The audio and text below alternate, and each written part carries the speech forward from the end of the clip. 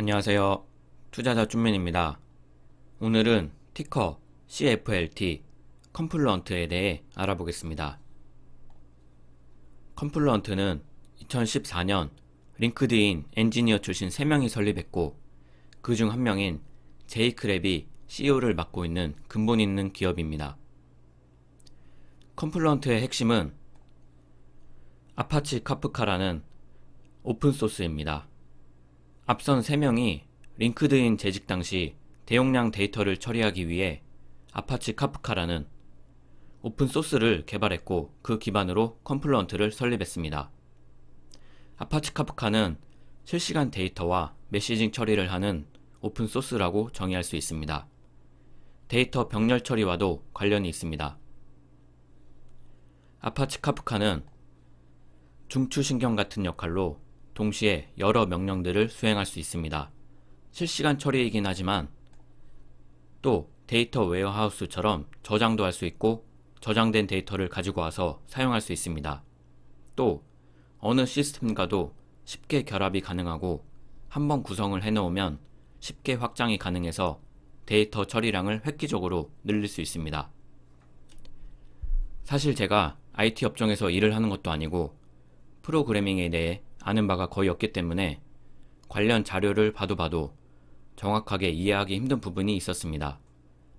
그래도 제 나름대로 결론을 내려보자면 엔비디아의 GPU, 병렬 연산 처리 유닛이 있다면 컴플루언트에는 DPU, 데이터 병렬 연산 유닛이 있다. 이렇게 정의를 해보겠습니다. 다만 아파치 카프카는 클라우드나 소프트웨어 일부인 코드 소스로 방대한 데이터를 병렬 방식으로 실시간 처리를 합니다. 어떤 기업이 무슨 용도로 아파치 카프카를 사용하는지 보면 훨씬 더 쉽게 이해할 수 있을 것 같습니다. 리테일, 헬스케어, 뱅킹, 자율주행, 일반 산업 인프라 이런 다양한 산업군에서 사용이 되고 있습니다. 스퀘어, 넷플릭스, 슬랙, 에어비앤비, 트위터, 페이팔, 핀터레스트, 로빈후드, 유니티, 도미노피자, 월마트, 익스피디아 이런 다양한 분야에서 이미 수많은 기업들이 사용을 하고 있습니다. 우버는 우버 택시의 실시간 위치 확인, 도미노피자는 실시간 배달 위치 확인, 월마트는 물량, 재고, 주문 입고 등의 총체적인 물류 정보 확인을 실시간으로 할 수 있고 인스타카트, 아우디, BMW 등에서도 사용 중이고 기업들의 공장 생산 시스템에서도 쓰이고 있습니다. 자율주행에도 주행 중 실시간 데이터나 교통 상황 등에서도 쓸 수 있어서 자율주행 관련 수혜가 기대되기도 합니다. 또 블랙 프라이데이처럼 데이터가 한꺼번에 폭주하는 이커머스 시장이나 티켓 예매 관련 기업에서도 쓰입니다. 한마디로 방대한 데이터를 실시간으로 획기적인 속도로 처리할 수 있기 때문에 핀테크, 자율주행, 이커머스, 배달, 공유자동차, 메타버스, 공공기관 등등 데이터가 있는 곳이라면 어디든 기업의 효율과 정확성을 높이기 위해 쓸 수 있습니다. 아마존, 마소, 구글의 클라우드에서 사용이 가능한 협업 관계이고 컴플루언터에서는 아파치 카프카를 기반으로 클라우드 서비스를 하고 있습니다. 여러모로 미래가 매우 밝은 기업임에는 확실해 보입니다. 또 아파치 카프카는 오픈소스이긴 하지만 그 오픈소스를 기반으로 유료 사용자들의 유치, 클라우드 고객으로의 마이그레이션을 통해 수익이 기대됩니다. 그럼 주가와 매출, 밸류 등을 살펴보겠습니다. 현재 주가 81달러, 시총 21.4 빌리언. 상장하고 나서 계속 오르다가 최근에 조금 조정을 받은 상태입니다. 지난 3분기 실적을 살펴보면 총 매출 103밀리언, 67% 성장. 클라우드 매출 27밀리언, 245% 성장. RPO, 계약되어 있는 매출 75% 성장. 또 클라우드 기업답게 그로스 마진이 70%에 육박합니다. 보시면 매출 성장률도 견고합니다. 하지만 PSR이 55에서 64회를 왔다 갔다 하므로 굉장한 고평가를 받고 있기 때문에 리스크 또한 크다고 할 수 있겠습니다. 하지만 이게 클라우드 관련 다른 기업들을 보면 클라우드 플레어, 스노우플레이크, 데이터독, 클라우드 스트라이크와 같은 클라우드 우량주들도 PSR이 50에서 100까지 형성이 되어 있습니다.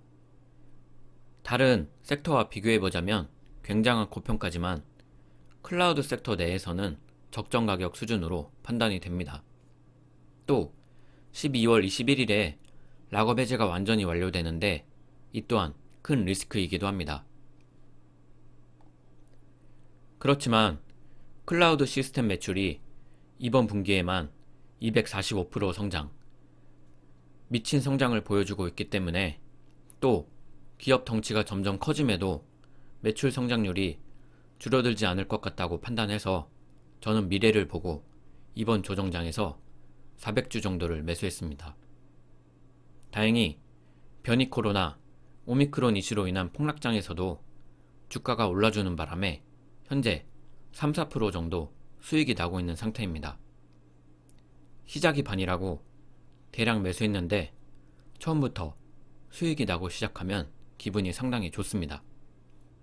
여러분, 저는 지난 조정장에서 가지고 있던 현금의 50%를 쓴 상태였고 엊그제 오미크론 이슈로 인한 폭락장에서 또 25%를 추가 매수해서 현재는 가지고 있던 현금의 25%만 남은 상태입니다.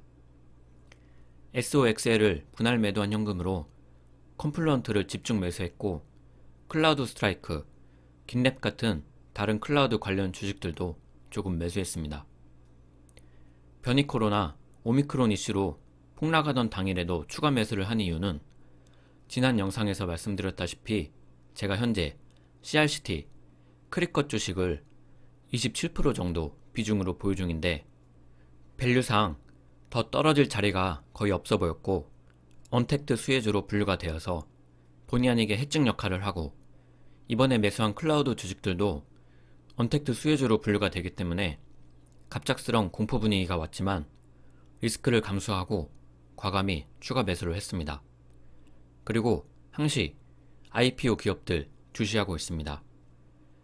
매수하고 싶은 종목이 생긴다면 크리컷이든 인모드든 테슬라든 당장 비중의 30%, 50% 매도하고 사고 싶은 종목을 매수할 수도 있습니다.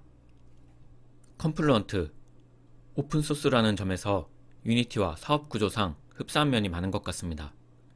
당장 몇 년간은 적자가 예상되고 저는 좀 더 참지 못하고 매수했기 때문에 주가가 어느 날 훨씬 더 조정을 받을지도 모르겠습니다. 그래도 매수 매도 타이밍 생각하지 않고 장기적으로 본다면 클라우드 플레어, 데이터독, 유니티 같은 주가 퍼포먼스를 보여줄 것으로 기대를 해봅니다. 감사합니다.